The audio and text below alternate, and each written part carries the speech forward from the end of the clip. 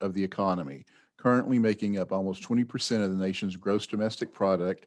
Healthcare in the U.S. and will be a significant factor in the national economy for the foreseeable future. Upon completing this course, you should be able to describe the general characteristics of the healthcare industry in the U.S., describe the impact of the healthcare reform in the industry, describe the payment systems for healthcare services, define the role of financial management in the healthcare organizations, and describe some of the challenges facing healthcare finance in the U.S.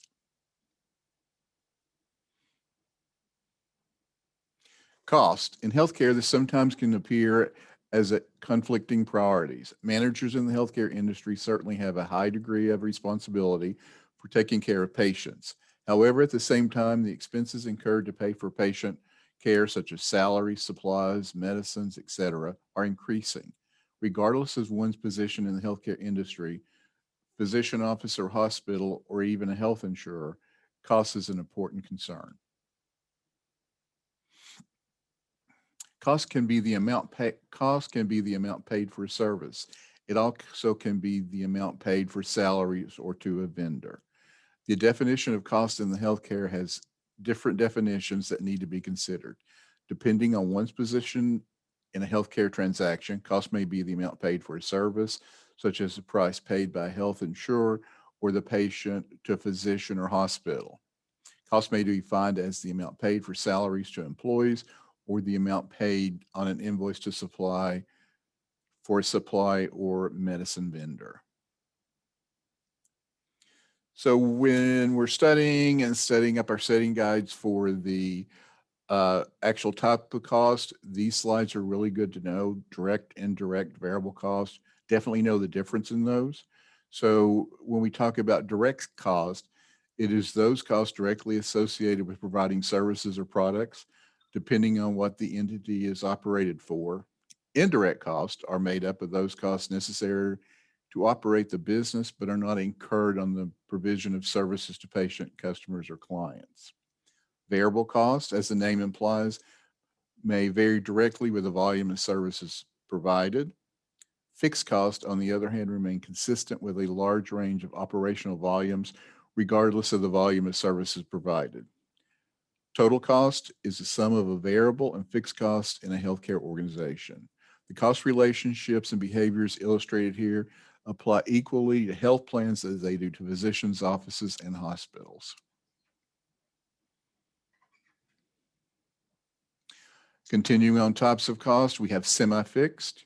Semi-fixed costs are those costs that show the behavior of a variable cost increasing with volume over a period over a range of service volumes. A step variable is a cost that remains fixed over a finite level of volume and then increases incrementally at a higher level of volume. A key assumption in the discussion of cost behavior is the time frame. Most all discussions of cost behavior assume a short-term time frame, defined as less than 1 year, short-term, long-term time frames extend beyond 1 year. The discussion in these units will presume a short-term time horizon of consideration of cost and operational volumes. Important to note, while we're going through this, you guys should have received your key concept guides.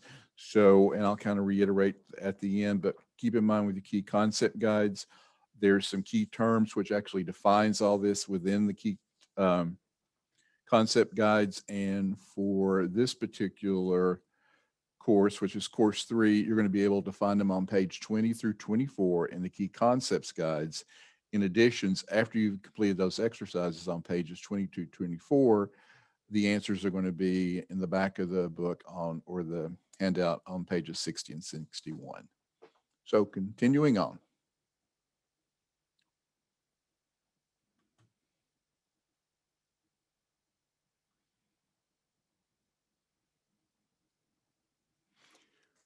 Cost allocation.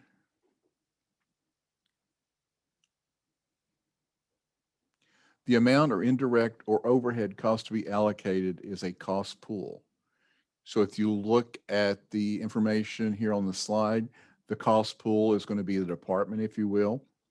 If that cost pool serves multiple different areas of the entity that provide different services, the cost pool is broken into multiple parts, one for each revenue producing area. The cost driver is is the basis upon which a cost pool is allocated among different revenue producing functions. So if we kind of look at this slide real quick, we have the cost pool or department. And for instance, if you look at human resources, that's going to be the cost pool. And if you look at the cost driver for human resources, that's going to be number of employees.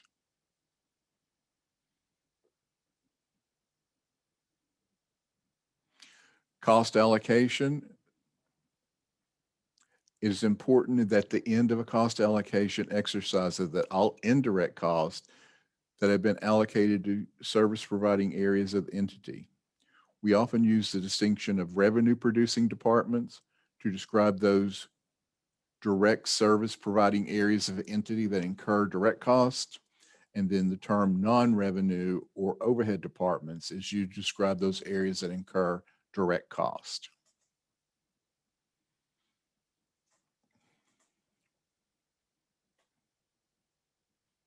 So if we look at the cost allocation slide, which is an example of a hospital cost allocation, notice here that pretty much not all of the 5,000 square feet of office space is included here, but only, I'm sorry, notice here that not all 6,000 square feet of office space is included here, but only 5,000 square feet occupied for revenue producing functions. Although there are costs associated with taking care of non-revenue producing areas, the total cost is allocated over only the revenue producing areas, so that the total housekeeping costs for the clinic can be considered when setting prices for each area. In doing so, the clinic can better be assured of generating revenue sufficient to pay not only direct costs, but indirect costs as well. The allocation method illustrated here is known as the direct method, where the costs from the overhead functions are directly allocated only to revenue producing areas.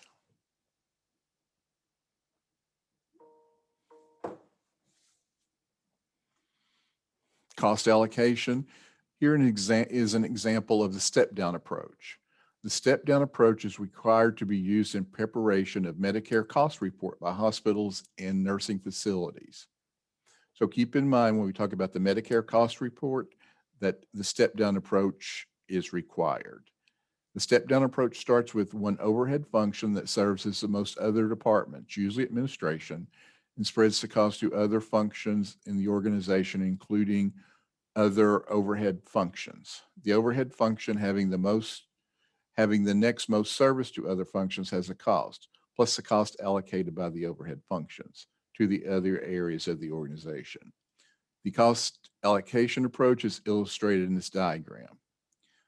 The direct and step-down approaches are effective in estimating costs at a high level, such as with an entire clinic, hospital, or even a department within such an organization.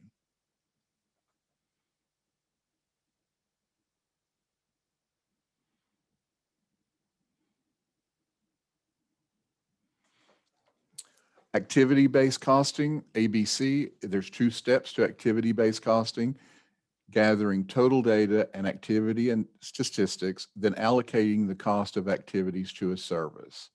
A drawback with the direct and step-down approaches is that neither is particularly useful in estimating the cost of a specific service or activity, such as a clinic or emergency room visit. This could be very important in a situation where a manager needs to determine the cost of a specific service to determine a price for that service for the purposes of negotiating a specific payment rate. This is known as activity-based costing, or ABC. The process of completing an ABC analysis can be broken into two steps: gathering total data and activity statistics, then allocating the cost of the activities to a service. So basically, here's an illustration of cost allocation based on activity-based costing method. So you basically have the activity, which would be registration and checkout, have the annual cost, cost driver for registration and checkout is going to be number of visits, and then the activity totals based on the volume of patients seen, if you will, and then the allocation rate. But again, this is just a really good diagram of cost allocation and activity-based costing. Setting prices, full cost pricing and marginal cost pricing. With full cost pricing, we have little competition, which equals full cost pricing, direct and overhead costs plus desired profit. And marginal cost pricing is more competitive, make offer pricing below full cost to attract or retain volume. Hospitals or physician offices in competitive markets may find it necessary to set prices below cost, the sum of desired profit, indirect or direct cost, in order to offer a price low enough to attract customers. In such a situation, the seller of service, hospital, physician, or health plan must offer a discounted price that does not cover full cost. In general, a seller will offer a lower price to a customer that buys more of the service, essentially trading a lower price for higher volumes of sale. In such a situation, the seller will set its prices using a marginal cost pricing approach. This requires a manager to make difficult decisions on how much cost can be incurred in the price charged to a particular customer based on value judgment or how much customer volume we gain for that lower price. Contribution margin. Since marginal cost pricing does not cover all costs, the approach must be used and only when there is ability to garner enough volume of services to fully cover all indirect costs and in total generate a profit sufficient to sustain the operations of the business. In no case should a hospital, health plan, or physician accept a price that is below the direct cost of providing a service. Each unit of the service provided should fully cover the direct cost of the service and generates at least a small amount above direct cost to defray indirect cost and generate a profit. This is known as contribution margin.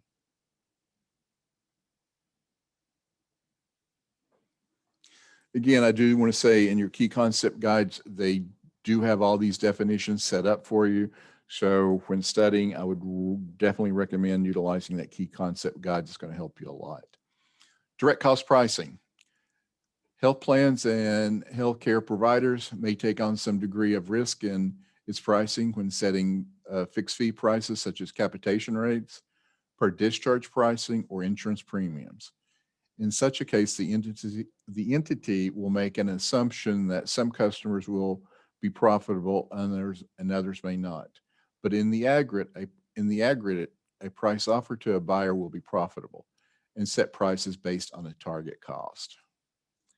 The entity using this pricing strategy will also set a cost level that may expect to arrive in a total for a given block of customer services and then set prices sufficiently above the total to generate a profit. Health plans target cost pricing. We talk about community rate setting and group rate settings. Health plans have two different approaches to apply target cost pricing. In the early days of commercial insurance in the United States, health plan used a community rating approach to set prices based on the cost incurred to provide services to all members of a local market area. The group rating approach breaks a community down into smaller parts or groups and determines the prices that they pay based on the risk of needing services for a specific group.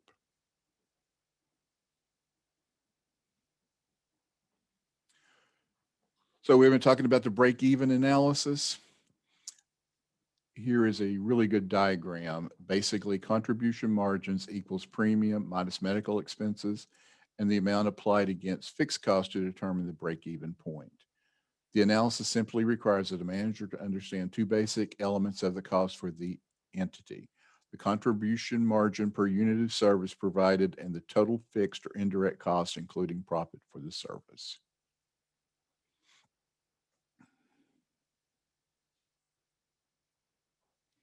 And summary, don't allow fees to decrease so much as to limit the number of providers available.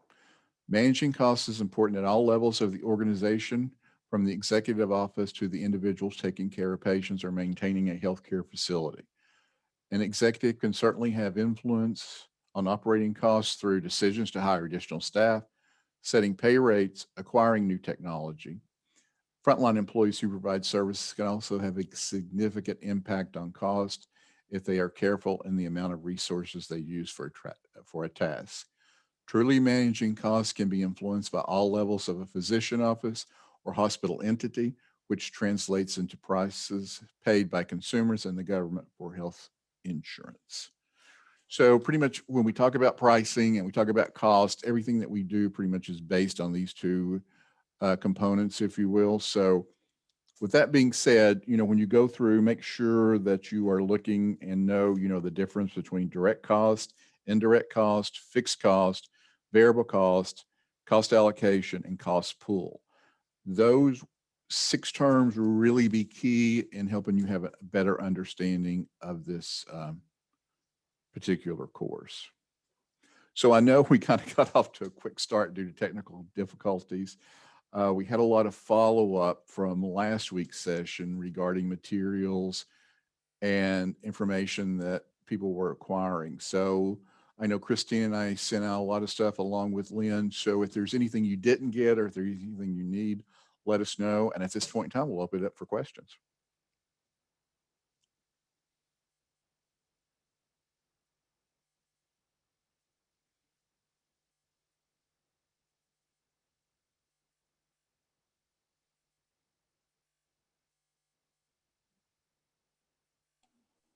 Not seeing anything in the chat yet, John. Okay. Certainly, if anybody wants to go off mute, feel free to ask questions live. Absolutely. Or I'll monitor the chat here. I have a Q&A here. What is it that we should have and what should we focus our attention on? Is the question. Sure. So here's my copy. Can everybody see it? So we sent this out, I want to say about a week or two ago, and it's the HFMA Business of Healthcare, the Key Concepts Guide. And what this is, it kind of takes all the slide decks, combines them into a question and answer exercise in addition to adding the key terms.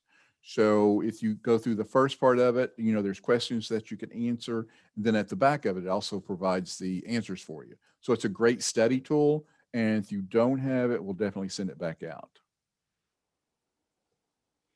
Overall, it's about a 81-page document, but again, it kind of follows through what Christine and I go through on a weekly basis. And it's a great study tool. Yeah. Somebody wants to see slide 18 again. I don't know if Lynn, that's what you're showing.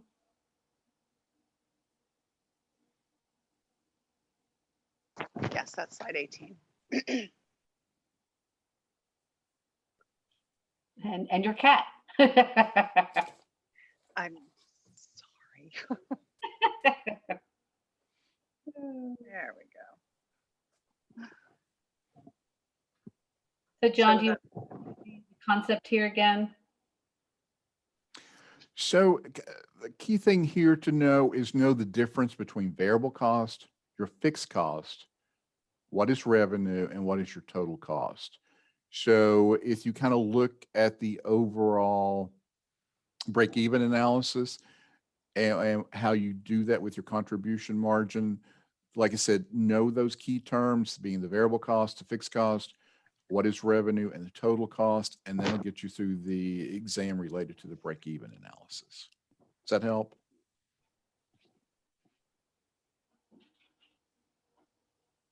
Okay, there's another question if somebody wants to either ask on the slide. What are the answers to acrostics, scramble letters? Yeah. So I'm sure that's getting back to your key concepts guide, and those should be in the back of the key concept guides with the answers. So if you're using the Word document that was initially sent out, we found some errors in that. There are, correct ones in the PDF that we sent out. I think it was 2 weeks ago, because John and I were trying to figure out what those answers were too on the Word document. It looked like there might have been some typos.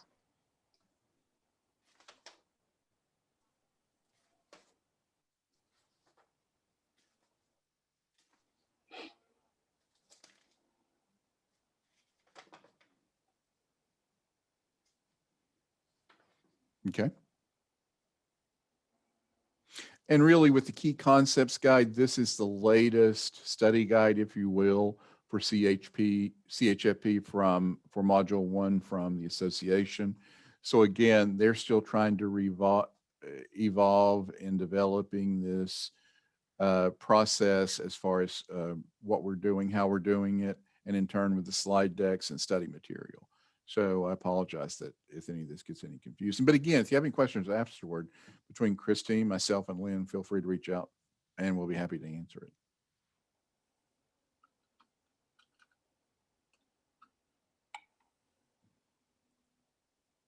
it. Okay, another one. Going back to the step down approach, is that first box supposed to be housekeeping?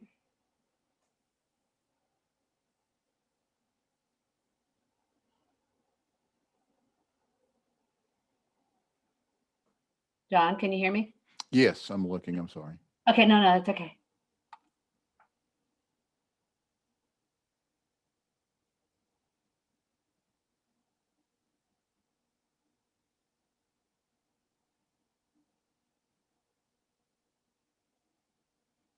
Again, this is one of the slides that we took from the association. Let me check with Shirley and I'll get back with you guys. So we'll put that on our to-do. Yep. So another question here is, so we don't need anything other than the concepts guides and the weekly calls. No, you really should attend these calls, study the concept guides, and take the materials on the HFMA national website. What John and I are doing is very high level. When you get into the actual the sessions that are in the online course, they really have a lot more examples to allow you to, understand the concepts in much more detail. So I would say pair it, either take that course prior to than other ones. Definitely I would say you have to take all the material and put it together. The other question was, when should they take the exam? We talked about this in one of the prior calls was, and John's recommendation was to take the exam now. Have an understanding of what you do know and what you really need to focus on. Some of us are better at certain areas and others, we're weaker in other areas. So you have 30 days to then retake it. And then you'll have gone through all these courses and then retake it once you've done all of the online courses, taking these classes, and looking through the concept guides. And Lynn, I know you're studying for your CHFP. Do you mind to kind of touch base on, I know you've actually gone out there and done the online study courses from HFMA. Do you want to touch on that and kind of share what the experience was like and what the questions were like? One of the things that I really find to be helpful in the online course is there's a lot of detailed information to all of these different terms and just the different courses that we're going through in the Lunch and Learns. But there's also, it's much more interactive. After you read about some specific methods or terms, then there'll be like little quizzes or trying to, some practical use for those terms. So it's really helpful to translate it. And then there are some multiple choice little quizzes here and there, which is what the module 1 is, a multiple choice test. So it is, for someone like me, I process everything through my eyes. So it is a really good tool to help to study the online course. I highly recommend it. Agreed. I'm doing it too right now just to help myself prepare for the sessions. Right. And I find that from the time I took it, which everything was paper and study guides, etc. I like the real life examples that they put out there, the calculations that you can figure out. They'll give you things to be able to use the materials and the calculations and the formulas to really do those online, and then answer those questions. So lots of interactive approaches as well. We'll have to do math. Yes, you have to do math. And this was the thing for me, when we go through all this, a lot of this material, it's so very overwhelming. I mean, really, if you tried to study from nuts to bolts on what we're doing here, you could probably spend hours on hours trying to study everything. So for me, I got a little overwhelmed. I went back, pulled out all the key terms, learned the key terms, went back through the slide decks, kind of used some of the slide decks as an exam, filled in, what costs were, what was a fixed cost, variable cost, those type things. But little by little kind of started pulling out what I needed to study from. In addition, I went ahead and took the exam. And by taking the exam, it helped me realize what I really didn't know. And Christine and I both are from revenue cycles. So our weaker points were basically the accounting piece. So I realized that by taking the exam, and then I started studying more and focusing more on the accounting piece. But it's okay to go out and not pass the exam. I'll be honest with you, it took me 3 times because I'd always known revenue cycle and I didn't study. So again, it got back to me allocating time each week to study for the exam. In addition, study the material that you have. Not what you know now, but what the information you're getting from the material. So I think there was a question here about chapters reimbursing for the exam. I honestly don't know if Florida does. I'll find that out. But I don't know, Georgia, John, does Georgia pay for the exam? We do not. And what we do in Georgia, keep in mind, it's included in your membership. So Yeah, if you're an HFMA member, it is included. So if you're not an HFMA member, again, talk to your employers about possibly becoming one. Or I know somebody that in my employee actually used we have some employment, resources that you can get tuition reimbursement from. And they actually felt that met the needs for it. So because it's something that's going to help them do his job. So that's another option as well.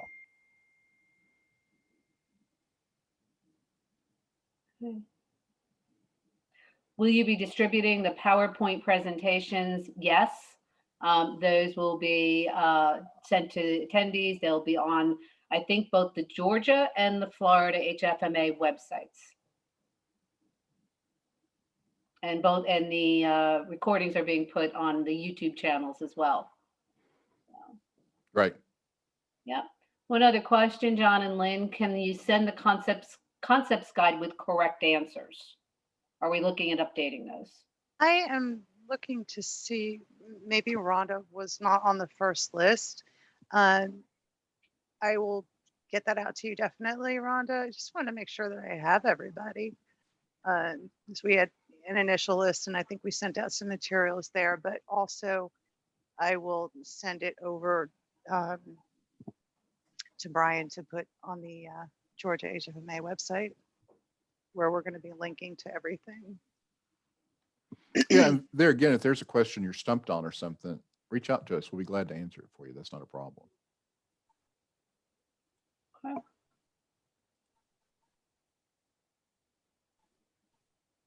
I think that's it so far. Okay. You answered everything. Okay, guys, again, apologize for the technical difficulties, but we got through it. Next week, Christine will be hosting. So, if there's stuff you're not getting, there's stuff you need, don't hesitate to reach out to us. We'll be glad to take care of it. And thank you for spending your lunch with us. We appreciate it.